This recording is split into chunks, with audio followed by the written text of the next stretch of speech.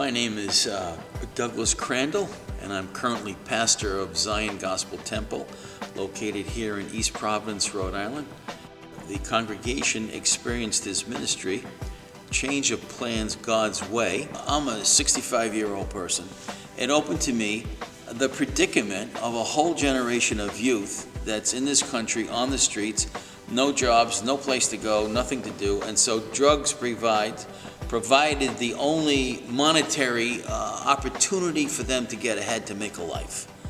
And then all of a sudden we see that in this drug world, murder is rampant, and we see that the guys that were into it and thought they were going to make a life have had their lives stolen from them.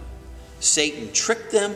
Satan told them this is the easy way, this is the only way you can. A lot of them had problems with communications and speaking English and so forth. So they went that way, and going that way, they lost everything.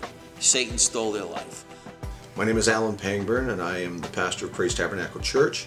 I've been pastoring here for 15 years, and I come from Canada, and I came to the big city. And I'm not used to the big city, but after 15 years, I've kind of acclimated to it. Can I ask you something? Sure, what's in your mind?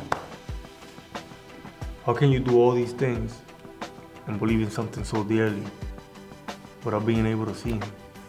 You know, my grandmother be talking to him like he's right there. Simple. It's called Jesus. Just recently when we had the movie Change of Plans at the church here, found it was very relevant to this area that we're in.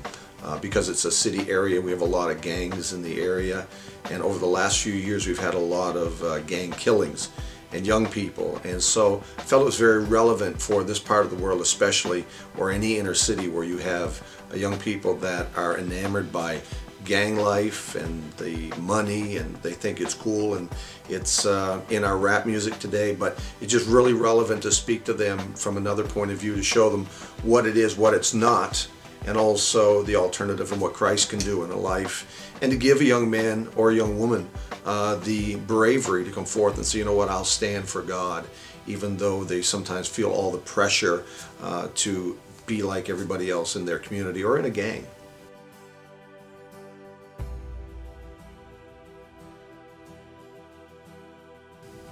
I was personally impacted, number one, as I've said previously, by this movie educated me to how grave the situation is.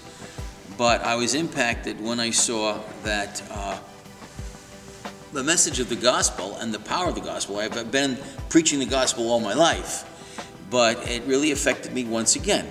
It created a whole new desire on the inside of me to see another generation saved, another generation changed, and taken out of the clutches of Satan and put in the kingdom of God.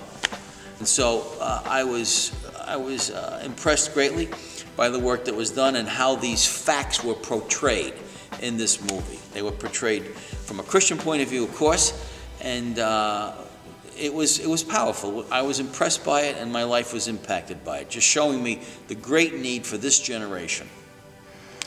How would I rate this movie on a scale of 1 to 10?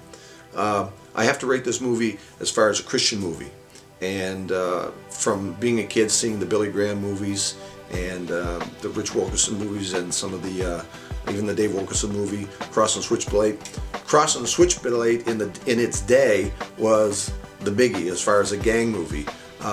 This movie is, you know, just so much more than it was, because the ability to film it was better, the quality of filming was better. Also, I felt that the story was very relevant as well. So from 1 to 10, I'll give it a 10.